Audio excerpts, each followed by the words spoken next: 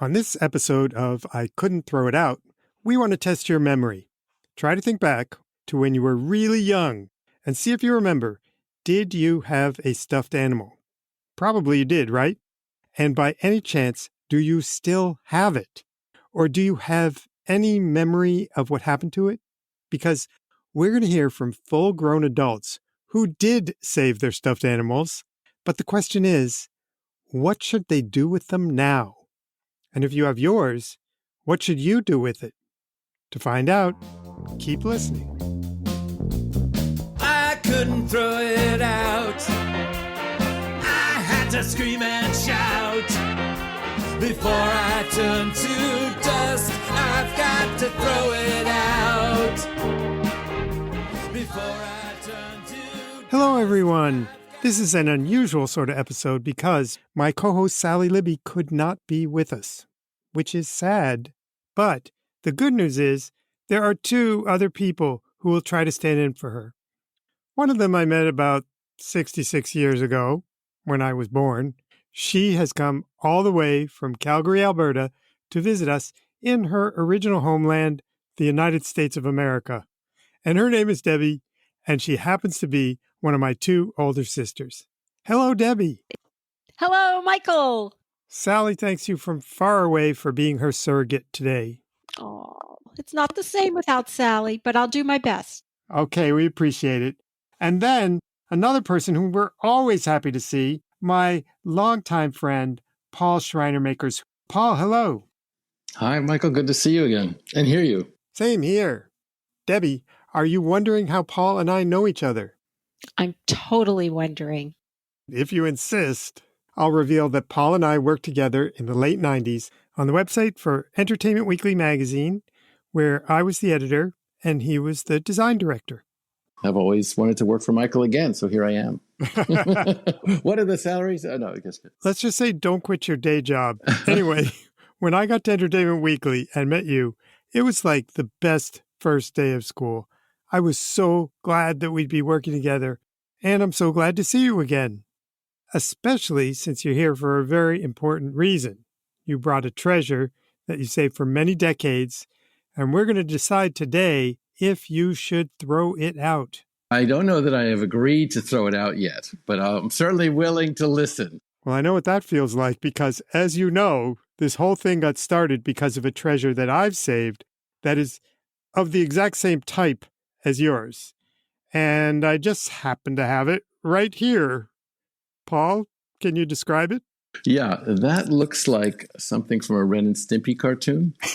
but I don't. It might have been before that time. I think it's a dog, stuffed animal with a very floppy personality. Yes, highly used, barely holding together. Yes.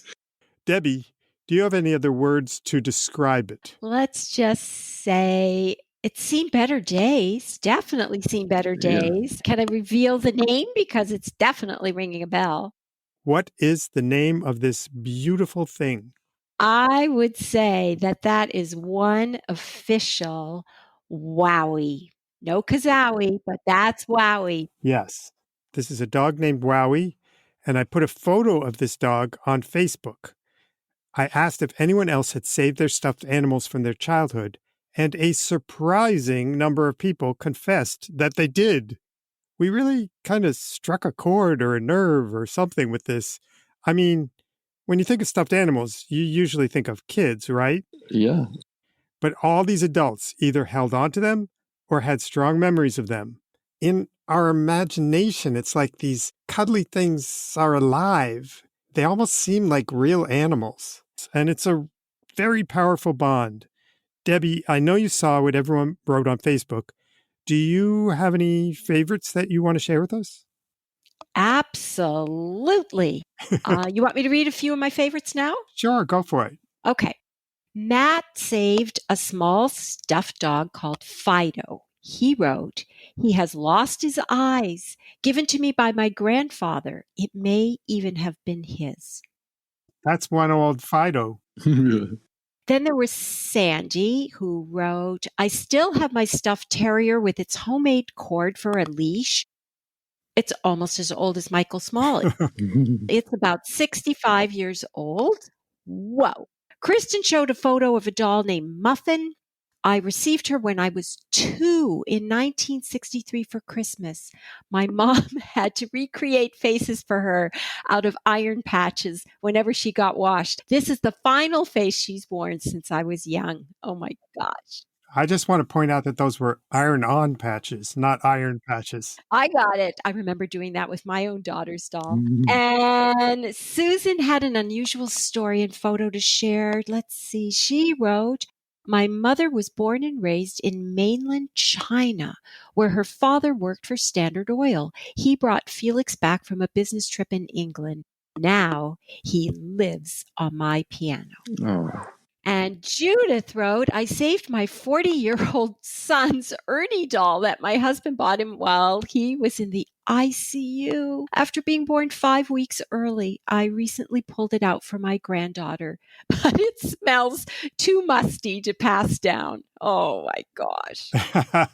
And that's a problem we may have repeated on this particular podcast, although I hope I am not the one who smells that musty yet. I haven't smelled my friend here yet, so I'm going to hold off a little longer. Yeah, and he's talking about a stuffed animal, not about me. Yeah. I have a suspicion that you were upset by a few of the comments. You mean from people who threw out their stuffed animals? Yes, I was upset by that, and I'm going to share a couple, but I totally understand why they did it, but it hurts me to think of doing the same. So one of the people was David, who showed a photo of himself with what looked like a mouse, a dog, and a bear. And he wrote, I threw mine out when cleaning out my parents' house in 2009. That's a sad tale of loss. And then our friend Norma wrote, I had Mr. Mouse until the mid-1980s. He was a very large mouse-like creature, similarly threadbare. I made a conscious decision to discard him, though my feelings were mixed. So thank you to Norma for sharing that very challenging decision with us, and to everyone for sharing your stories with us. If you're curious about seeing some of these animals that people saved, we posted photos of them on our website at throwitoutpodcast.com. I was blown away by the people who did not throw away their stuffed animals. Sally and I have a friend from high school who is also known as the very famous Nancy, because I tell everybody about her all the time. Anyway, Nancy hates clutter, but when I asked her if she had saved anything from her childhood, I got a big surprise. Can you give us an example of anything you saved? I have the stuffed dog that I was given when I was born. It's so old and ratty that I have to keep it in a plastic bag because it just sheds all over everything when I take it out. And what are you planning to do with it in the long run? I'm planning to leave it in a drawer, and then when I die, my children will throw it away. Well, maybe they'll give it to one of your grandchildren. Or if I hope not. It's really unusable, but if I get ambitious, I may just throw it away one of these days. We're doing a whole episode, I think, about my stuffed animal, Wowie. Of course we might have to get yours involved too. It doesn't even have a name. Doesn't even have a name? I had it when I was like a newborn. But for some reason, I have a picture of me with it. Can you describe it for us? What It color used is to be pink, and now it's sort of pale brown. Time has its It's ways. floppy. I think it's a dog. It could be a rabbit. And how long did you keep it on your bed? How old were you when you gave it up? I have no idea. It left my life and came back into my life when my parents moved house when I was like 20. Oh. It wasn't really that important to me over the years. So you never lost it and threw a fit or anything like that? No. So Nancy has her stuffed animal, just like me, which is the last thing I expected. And then there's our friend Daphne. Her stuffed animals have an amazing backstory. It involves Nazis and smuggled diamonds. And I could never do justice to this story. So I want to share about 15 minutes of my conversation with Daphne. Here's the story she told me about her two stuffed animals. I happen to have my father's two beloved little teddy bears. My father has since passed away. He brought these bears over in September of 1939. So he was just eked his way out of Berlin, Germany, running from the Nazis. And he brought these bears in a little suitcase of their own that his mother had found somewhere. And she, unbeknownst to him, had put a fake bottom in this little suitcase because he was only 9. So he was carrying something small. In the bottom, she put a diamond brooch, Whoa. which the bears then sat on top of in their little beds with their little knitted outfits my grandmother made for them. So my father unwittingly carried this valuable diamond brooch underneath his bears on the ship, the Veine Dame, which left from London and landed in New York. To make this full circle, the central diamond in that brooch was just taken out and used by my older son in an engagement ring for his girlfriend. They held on to the brooch. Yep. They didn't have to sell it to eat. No, they didn't. And it's interesting because my grandfather, Paul Kempner, married Marga von Mendelssohn. She was from the Mendelssohn, the Moses and Felix Mendelssohn family in Berlin. And they lived at one point a very rarefied, wealthy life in a compound in Berlin with a bunch of cousins. In fact, my father was one of 20 first cousins. They all grew up together in a couple of big houses on the same giant piece of land in Berlin. And my uncle, my father's older brother, enlisted in the American Army and served and came within a day of having to interrogate a first cousin of his who was a prisoner of war of the Americans. All the German cousins were drafted into the German army. So these cousins who grew up like brothers and sisters were on opposite sides of the war. That raises a few questions. I made an assumption that may be untrue, that your father had to leave because of Jewish background. That is correct. But how do I put this? My father's mother was the only Mendelssohn to marry a Jew. Mm-hmm. And the Mendelssohns themselves had been Christian for enough generations that the Nuremberg laws didn't apply to them. It's ironic, this sort of famous Jewish name, von Mendelssohn. Yes. They were not at risk. But my grandmother married Paul Kempner, whose parents were both Jews. And so they had to flee. They were the only piece of this big, big family that had to leave. Was there some business that allowed them to prosper? Was it banking or something like that? It was banking. It was the Mendelssohn Private Bank in Berlin.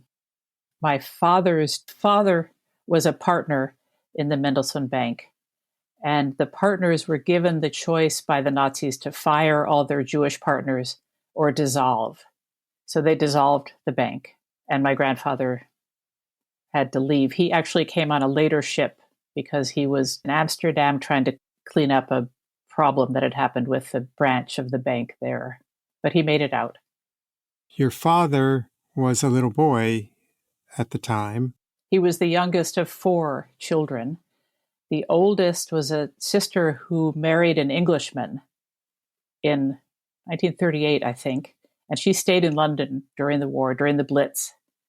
And then the next was the brother who served in the American Army, and then another sister who's still alive. She's 99 and lives in Ithaca, New York. She's the only one still living. And then my father. And there was 10 years between oldest and youngest.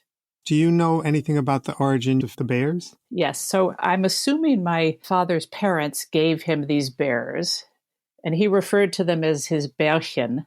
So in German, his little bears.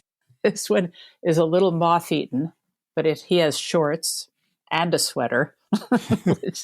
And this very sweet, it's crocheted around the edge with a little bow. He has little toenails. And he's two-tone. He's a light brown with some white streaks. And the other one, which is my personal favorite, is this little guy with missing an ear. The ear survived Nazi Germany and the transatlantic passage until our puppy about 10 years ago bit it off. But he has these little trousers on. And my father really loved these bears. I think it was hard on him, of course. It's hard on everybody. My grandparents moved into a 3rd floor walk-up in New York, in Manhattan. that my grandfather's brother had found for them. They'd come a couple of years before. And my father, it was thought best, was sent to live with cousins in Summit, New Jersey. So for fifth grade, he entered the Summit, New Jersey public schools. He didn't speak English. He was actually an enemy alien. You can imagine what his fifth grade classmates made of that. And he was absolutely miserable, and he hung on to these bears for dear life. And he saw his parents, I think, on the weekends or something. It was tough. He said it was the hardest year of his life. That's so strange that it would be harder to be here than to be there. Well, it was hard to be there, too. He was in a school in Berlin that had a Nazi, literally a Nazi headmaster. And so it was increasingly untenable. But he was just so lonely here, yanked out of his country, his culture, his food, his language, like any other refugee. Did he ever tell you how young he was when he got the bears? No, he didn't. I know he'd had them for a long time and that he loved them.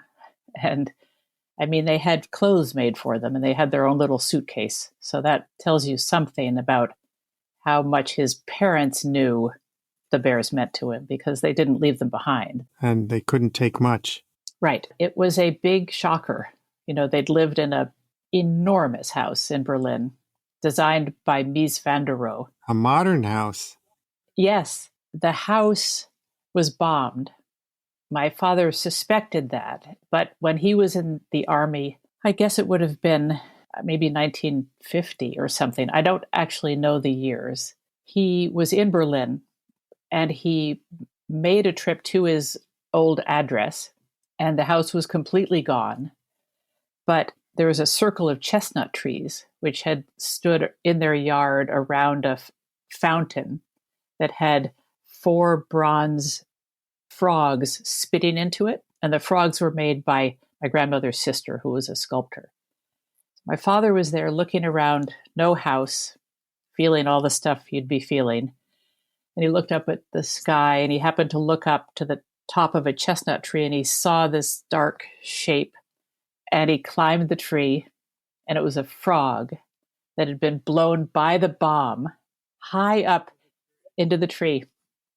And then he looked up higher, and there was a second one. And somehow he got them down, and he shipped them back, and they're in my yard right now. Have you known this story your whole life? I've known it my whole life, because his bears were always around. They were in our house in New Jersey, and then they were in their house in Vermont. Can you talk a little bit about how objects like this matter? Why did you end up getting them? I've always been the most interested in family history. You don't want to see my basement. It has crates and crates and crates of letters in script that I can't even read, from a great aunt who was Swiss, who corresponded with her sisters, and we went over for her funeral, and they were going to throw all this stuff out. And I thought, you can't do that. That's why I love the name of your podcast, because I am unable to throw stuff out, especially things like letters and photographs. And I have thought for years and years about writing a book about my family, my father's side, because I have so much material. I have a little notebook that one of my father's sisters kept, in which he recorded every Sunday afternoon concert at this big house in Berlin, who came to play, what they were like, what they played, the program. I can tell you that Einstein was there once, and he was a terrible violinist, but really enthusiastic, and tapped his foot loudly through the whole thing. It was an interesting crowd back in those days. Is this all from memories, or did he bring this book over with him? A lot of stuff was shipped over. So that's another interesting piece. The Nazis let my grandparents bring over things, but not money. So they lost all their assets in the bank, but they were allowed to bring over furniture and books, crates and crates of letters and photos, and little diaries like that one. Obviously, I have the same trouble with not wanting to throw out family history and things like that. Can you talk a bit about why did you want the bears? I guess the simple reason is I loved my father and he loved the bears, and it felt like a connection. I think I might have been maybe in college when he gave them to me. It might have been later. But I thought they were cute, sort of beat up little bears in hand knit shorts. They don't take up much room. So I've always had them on a little shelf or on a chair or something. And he would always enjoy coming over and seeing them. Do you have children who will want them? I suspect so. My husband and I are deep in that conversation right now, having lost all four of our parents in the last couple of years. They were all in their 90s. And we do not want to leave a lot of stuff that our kids, we have two sons, have to go through or feel burdened by or feel like they shouldn't throw out. But that's in direct conflict with my instincts to keep everything that's related to family. I think they'll want the bears because they're sweet, and even their kids, if they have them, might enjoy them. I have other stuff that I'll have to figure out what to do with because I'm sure they won't want it. Can you talk a little bit about that other stuff? I have trouble myself explaining why I am the only one who held on to bits of family history. Oh, that's interesting. You too. Yes, my siblings are not interested so much. This is probably worth a beer sometime, where we can dig in a little, because I don't really understand.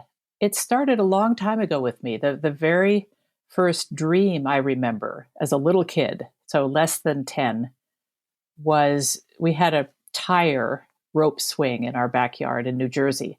And in this dream, I'm curled up in it, and there are Nazi stormtroopers pounding their way down our gravel driveway. And I'm thinking I have to just be completely silent and maybe they won't see me. My parents never talked about the Nazis. I didn't even know at that age that he'd been born in Germany, I don't think. So I don't know where that came from. Did you know that he was Jewish? Well, that's also interesting. He wasn't. His father, Paul Kempner, had two Jewish parents. They baptized my grandfather and his brother when they were little as a pragmatic step towards protecting them. They remained Jews their whole life, but my grandfather and then my grandmother, Mendelssohn, raised their kids Christian because they both technically were. What's so interesting to me is that we went to a Presbyterian church in New Jersey growing up.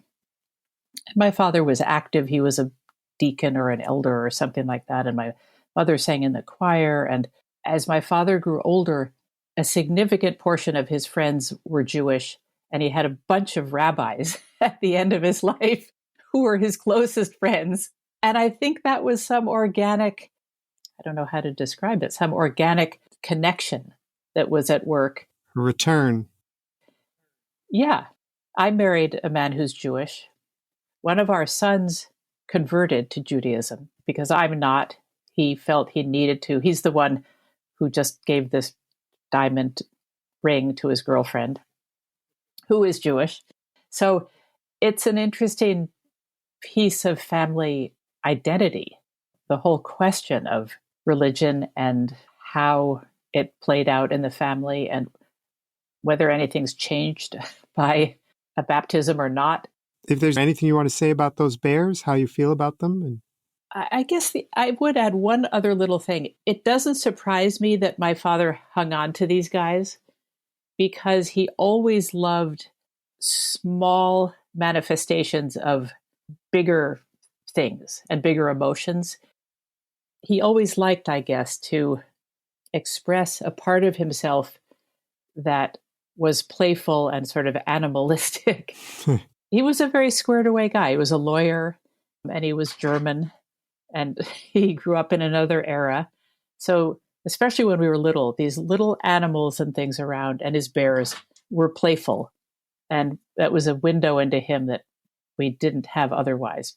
We had it in abundance later in his life, but not when we were little. So the bear is your father's personality. His spirit is in them, I think. Yeah. Thank you so much for sharing all this. Likewise. Thank you for having me. Now that is some story about stuffed animals. What did you think, Debbie? I don't think anything we have will be as profound as that. Yeah, no way. I guess it'll put things in perspective as Paul and I try to decide what to do with the stuffed animals we saved. Paul, it is finally time for us to face our fate. Would you start by telling us the backstory of the old friend you brought along? I would. Here he is. I guess we should talk a little bit about what he looks like. Yeah, I'll describe him. He's a bear, and he has his little mouth open. He's a stiff bear, which I didn't know for a long time, which is worn away, but I know it says it somewhere. And he has a little rattle in his paw, which was an endless fascination, I'm sure. And how old is he? Of course, I don't remember when he came into my life because he's always been in my life. There is no beginning of this bear and I. We've been on the whole life journey together. He's in very good shape. Well, I think so too. But then I saw a real stiff bear, and I realized that these patches of missing fur are not part of the design. That he's a lot more worn than one that is in mint shape. How does he smell? Oh, all right, here goes. He smells like grandma's couch. Don't sit on him. Yeah, he smells as expected. It doesn't have a spring smell. I'm inspecting him, of course, because he lives in this little plastic box in my closet.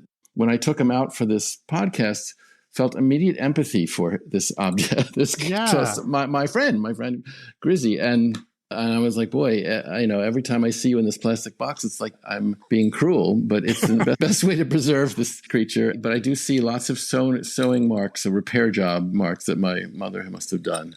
In fact, I believe one of these arms came off once, but she was a good seamstress because it's well preserved.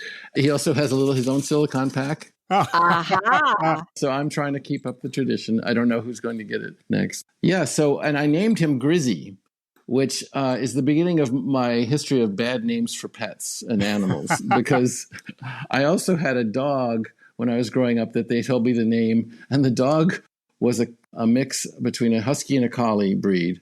And so I called it Husky.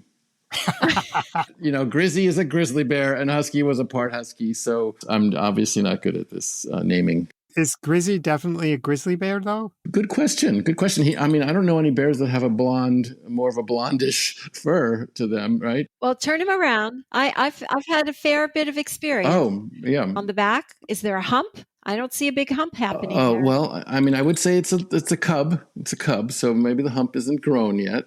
Okay. But the coloring certainly is not a bear's. Maybe a dirty polar bear? This might be a dirty polar bear. But where Debbie comes in Calgary, Alberta, she sees grizzlies outside her window. Oh, gosh. So we have a bear expert with us. And Debbie, is that a grizzly bear? I would say... Please. Negative. Oh, all right. Then my naming even goes worse. I think you're safe. I don't think you have to worry about that being a grizzly bear. No, in your closet. Okay, good. Yeah, because they need to be fed quite often. And this little tag you see in the ear here? Yes. As a kid, I remember being troubled by that. Like, what's that? Like, why does this thing have something in its ear? And I think I watched like a Mutual of Omaha episode, perhaps, and then they showed, how they tag animals. And that's what happened. He got tagged, That's unique to your bear. I know. He's been tracked for 57 years. Yeah. No microchip? There should be a microchip. Probably is, yeah. It's been so long since we've talked with each other that I don't even know. Are there offspring who might inherit this bear?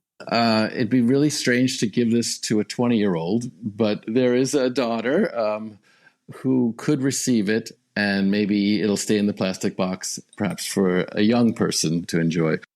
As I say that, I think, I don't know. I don't know if I want a young person to handle this, right? Aha. Is this, in my mind, a museum piece?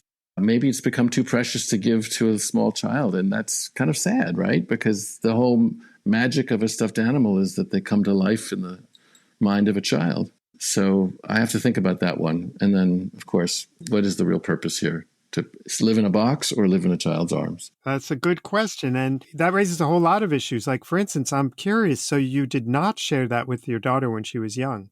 No. It was interesting. I felt like this was mine and she would get hers. I probably should talk to a therapist about that. But I was like, this kid's just going to slobber on everything. And, so at that point, it had gotten to become a precious item, I guess, of sentimental value. But I do remember before my child was born, buying the official first stuffed animals for the child. It was a little duck. And this was a decision. This was like along the lines of other decisions, like setting up the room and all the things that you need to supply a newborn. So that was on the checklist. And I wonder if that duck is still around. I'm going to have to find out. So you don't know if the duck lasted? When I grew up, this was it. This was my stuffed animal, right? There was no other stuffed animal. In the generation of my daughter, I've lost count on how many stuffed animals have come through her life. I'm talking garbage bags full, right? So at one point we made a rule. I made the rule, so I was a tough dad. But I said, for every one we buy, 2 have to go. But then that kind of backfired because we'd go home, and this is it's a 6-year-old or a 4-year-old or I forget. And so I said, okay, which 2? Here's the new one, and which 2 do you want to? And so she would very carefully look at them all, and then she'd take the 2 that had to leave. She'd kiss them goodbye, and then hand them to me. As if she was giving up her children. I was being practical, In this whole conversation, what comes up for me is memories, and that each one of those animals, just like your bear was for you, is part of your story. Yeah. And we latch on to that, and there's comfort in that continuum. And I wonder if, even as adults, do we have to break away from that? That's going to be the big decision, isn't it? Do you have to throw it out? Yeah. Is there harm that's happening now that bear is in a box on top of your closet? If there are 10 of them, probably not so good, but I've seen that in children a lot. It's very tough for them to part with those animals. Well, I did once ask her why she liked stuffed animals so much. She was berserko about, really over the moon about stuffed animals.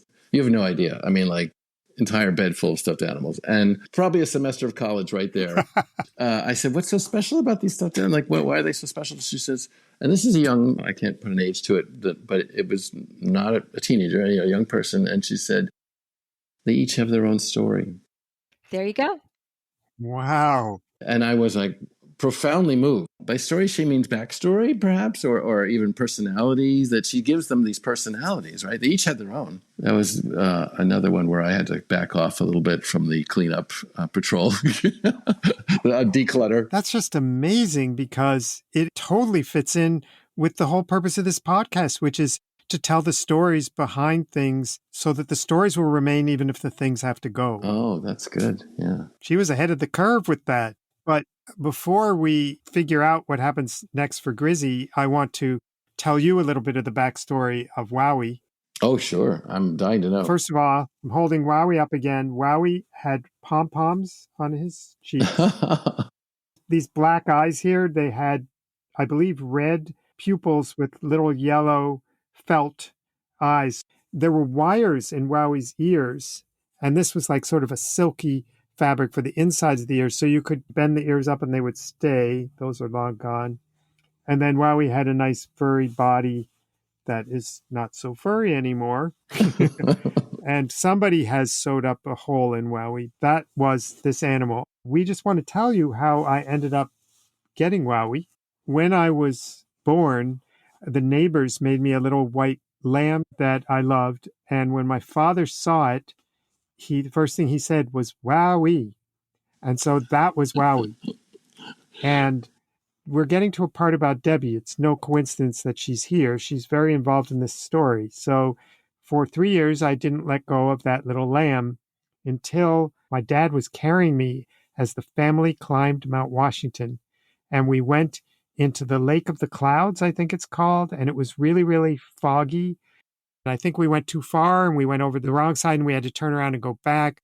Anyway, somewhere in that near disaster was a real disaster, much worse than losing our lives on Mount Washington, which is that Wowie got lost. Oh. And Wowie did not make it back.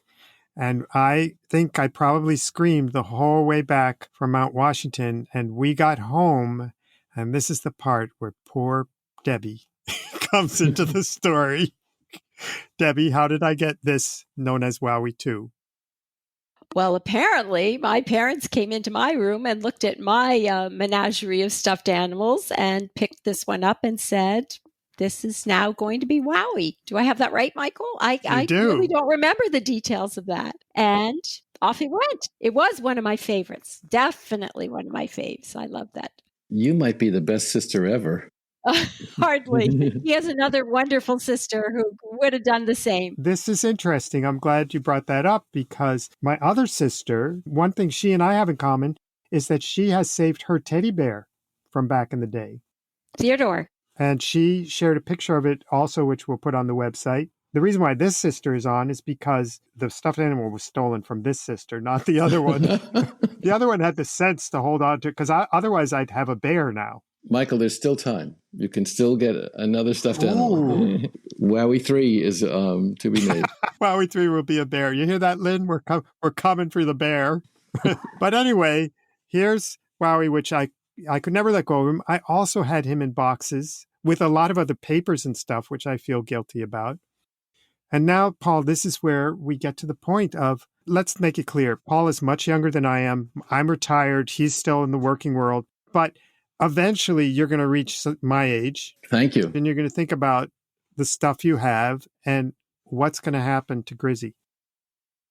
Well, first, I'm going to hold him the way you're holding Wowie 2, which is with the utmost care and affection under your chin and beside your cheek, which, that's what you do when you want to throw something out, right? You give it either this is a goodbye or a I will never leave you moment. I haven't really thought too deeply about ever letting go of Grizzy. I can't imagine letting go of Grizzy now that I think about it even more, because why else would I stuff him in a plastic box on a shelf with a silicone pack in there? So I'm trying to preserve him, but I don't know what for. Maybe when it's my time to go, he goes with me. We just go together because we've been together since the beginning. In all seriousness, I think there are many other things I would let go of before this. Let me put it another way. As I get older, I value experiences over things, right? And I think that what I value about Grizzy was that he was as much an experience as a thing. So to have experienced the love and adoration and friendship and siblingness of a stuffed animal as a young child who doesn't know much about the world is an experience, right? It's almost like your first buddy and the comfort they bring. So I think he's a keeper. So there's the word. I was going to ask you both. When you're holding Grizzy and you're holding Wowie right now and clutching them, what do you feel? Do you feel anything? I feel the words I'm saying are like being heard by Grizzy. I love it. And by Wowie, too. Yeah. Wowie's like, listen to him. Listen to him. The last one you used was comfort, and that's what comes up to me. And I think there's that symbolism when you clutch that tightly, that maybe that's what you're feeling, and something none of us want to abandon no matter how old we get.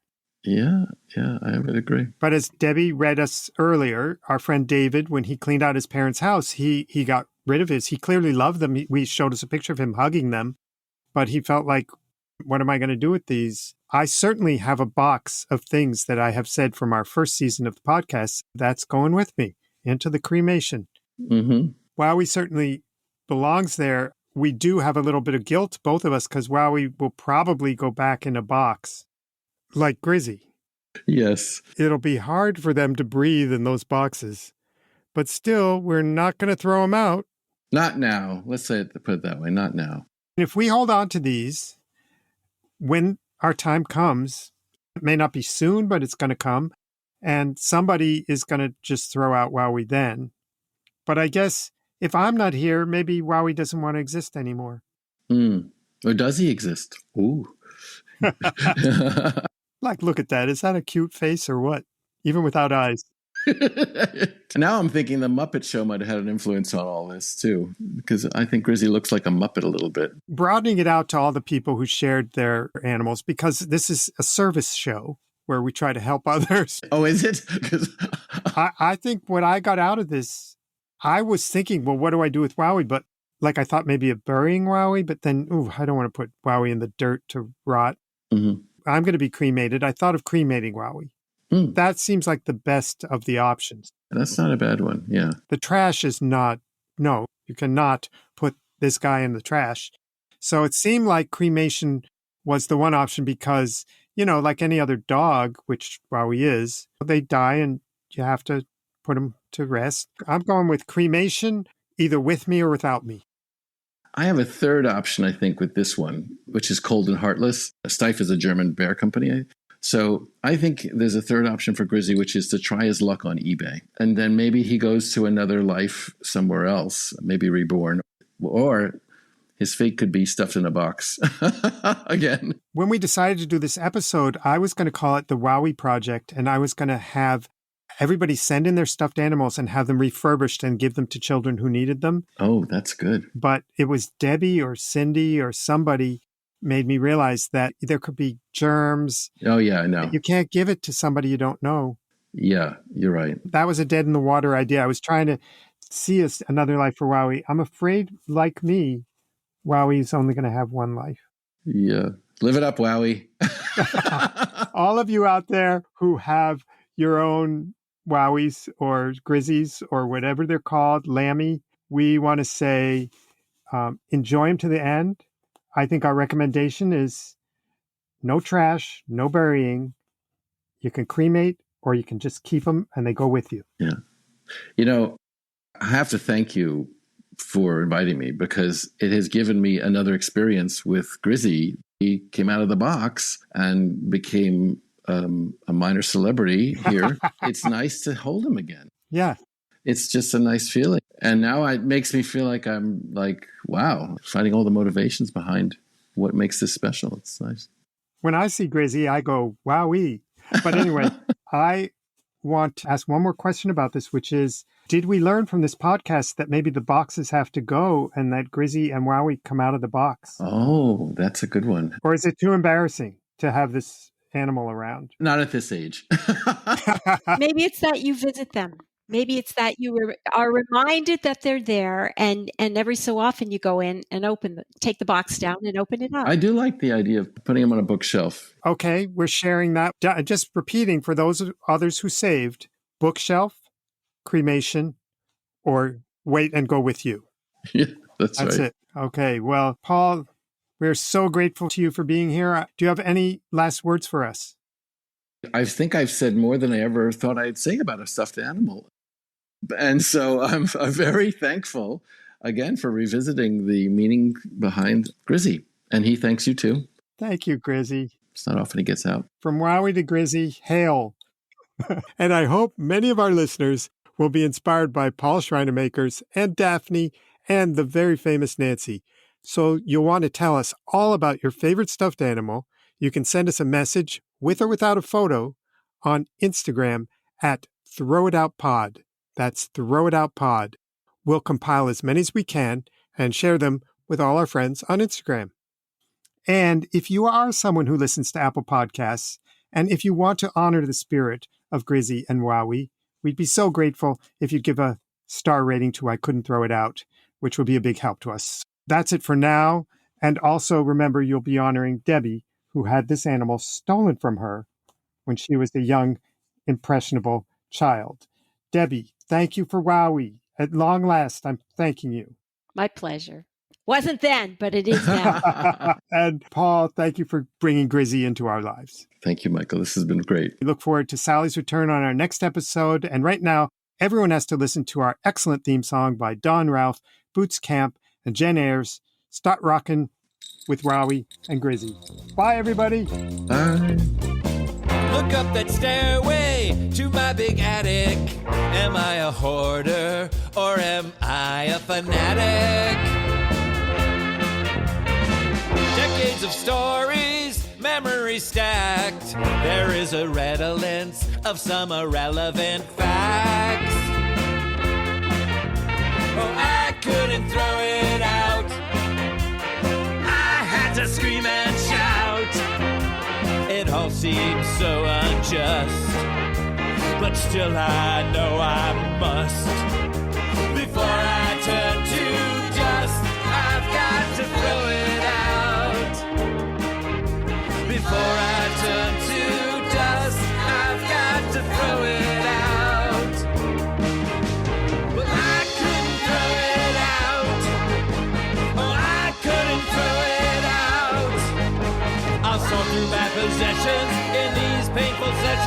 I guess this is what it's about. The poems, cards, and papers, the moldy, musty vapors, I just gotta sort it out. Oh, I couldn't throw it